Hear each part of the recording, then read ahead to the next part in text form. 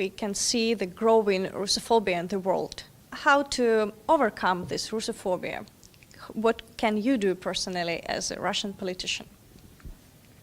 If we stop behaving like we are behaving right now, there will be no Russophobia. There is no organic Russophobia in any countries. Of course, some people, which are usually pretty marginal in their own countries, they're afraid of Russia as just a big country, as a big Russian bear. But just 2-3 years ago, how many of them were, say, in the United States? 5% of population, maybe. That's it. Right now, that's 50%, and that's all us. So the source of Russophobia is in Russia, not in the other countries. But in the same time, we have a picture of Russia, which partially official Russia. If there are chances to develop this liberal another Russia, and who can, I don't know, develop this picture, and how could we, Ukrainians or somebody else, could help in this? I would be extremely cautious in using the word liberal, because in our cultures, many people understand very different things under the word liberal. I would say that for me the choice is what is the most important thing. Is it the government, the state, or is it a human being? And that's the most important thing that, in my mind, Russia should transition. It should stop believing in state. It should start believing in a person and do whatever is possible to unveil personal entrepreneurship and whatever. What can be done is it is a kind of soft power. It's a soft power of European Union. It's a soft power of United States.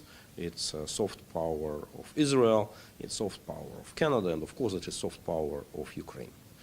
And I think that by understanding that you represent some power, you will help us a lot. Because right now, I don't think that you actually realize how much of authority you possess over a significant part of Russian population because of what happened in Maidan.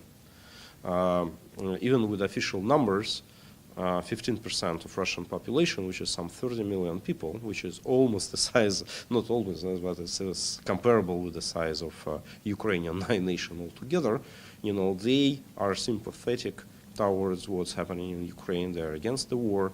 They are ready to help. And you can say that there are not 45 million Ukrainians right now, but it's 75 million Ukrainians in terms of people who share the same values. And you can use the power of those 30 million people as these 30 million of people want to use the power of these 45.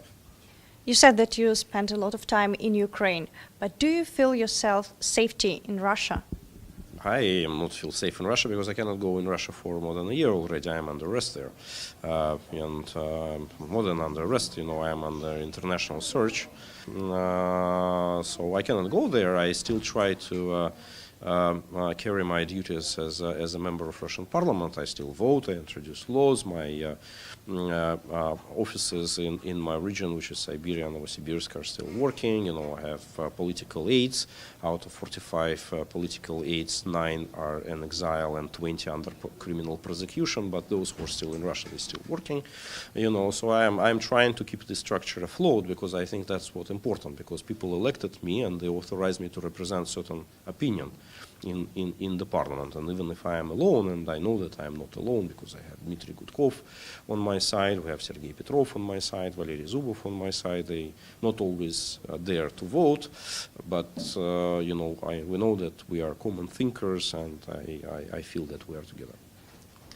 There are talks that in Russia nowadays it's hard to achieve publicity, to be on public, if you do not cooperate with Kremlin somehow.